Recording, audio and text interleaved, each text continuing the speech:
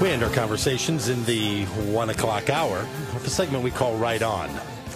There's some things in this world that are the way they're supposed to be. We like to refer to those as the inspirations, the items in life that make our strength, our faith, our hope, our love all that much more ready. That there are these activities that people engage in that are the way they're supposed to be, and that they build goodness across the whole world that we live in.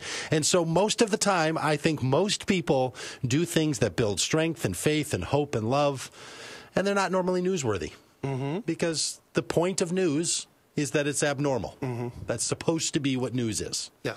As compared to, say, social networking, social media, which is the normal and the mundane. I'm at my friend's house, I'm at the Cafe Royale, and I'm leading people in a song. Yeah. Normal, not newsworthy. No. Newsworthy is when things aren't the way they're supposed to be. Right. So when people do the good, right thing that builds faith and strength and hope and love in our world, it's good for us to not make big news stories out of that. To let the news be for the peculiar. But to whisper, to tell one another, to cheer each other on when we see these things, not because they've risen to be newsworthy, but because they are, in and of themselves, the way we ought to be. But every once in a while, we take our national media attention and we turn it towards something that is right and is good and is beautiful. And one of those happened in the last couple of weeks. It's these Wall Street protesters. Now, I'm not a Protestant. I'm not someone who does well with protests. I don't find myself highly motivated to grab a sign and to sing protest songs and to meet on the street and to walk and to jab a poster up in the air. I don't find myself inclined temperamentally to that kind of behavior. But it's everything I can do to not go to Wall Street and join in on this one. This one is, this thing seems as pure as the driven snow. Now, maybe it's not, I don't know. But here's what I understand about it. That protesters, as this news article out of the New York Times says, that protesters have been camping out in Manhattan's financial district over the last couple of weeks. What started with a few college students performing a little old school sit-in has turned into thousands of people around the country wanting to do the same thing. Flying to New York. I know people who've quit. I heard a story about a guy in San Francisco, quit his job and flew to New York because he said, I think a social movement is happening.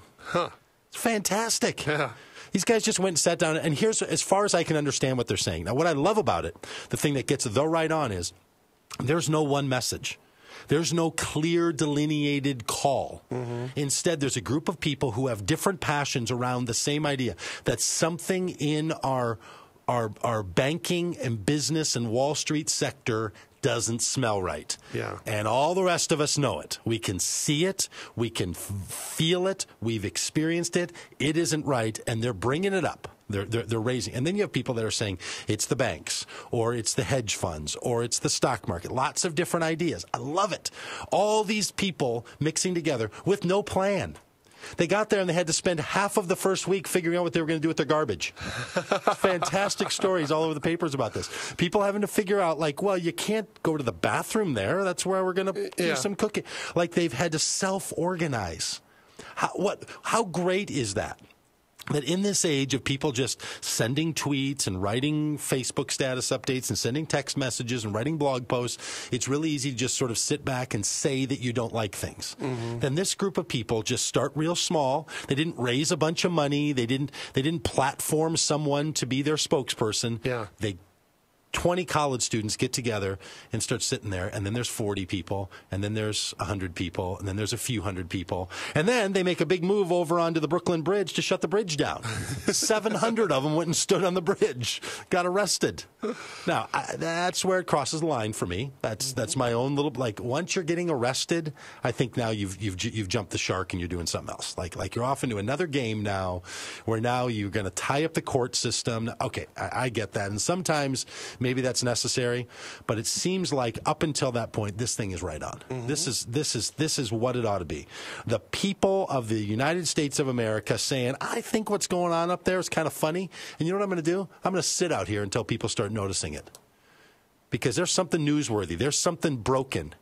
Right? My activity, I'm doing the right thing. Maybe that's not newsworthy. What is newsworthy is whatever sort of shenanigans and tomfoolery is going on up in these buildings, whatever these cats are doing. Yeah. Now, John, you were telling me you saw a news story where there was some mockery going on of this crowd of fiscal idealists. Yeah, there's like this kind of like rooftop area that's not up, on top of the building, but kind of juts out, overlooking the crowd, and that they were.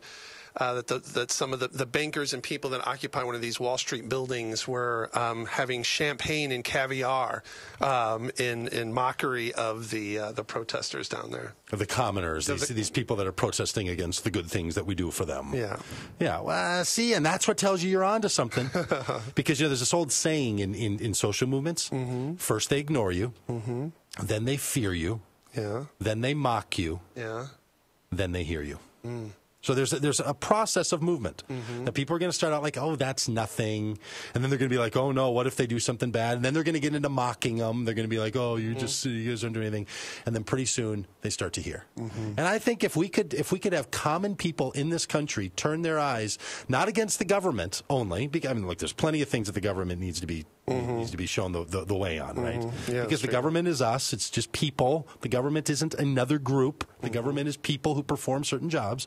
And those folks get a lot of attention to protesters. I think it's kind of nice to have a little protesting going on amongst ordinary people that say to people in other businesses, I think you folks are running a scam. I think you people are doing something you ought not be doing.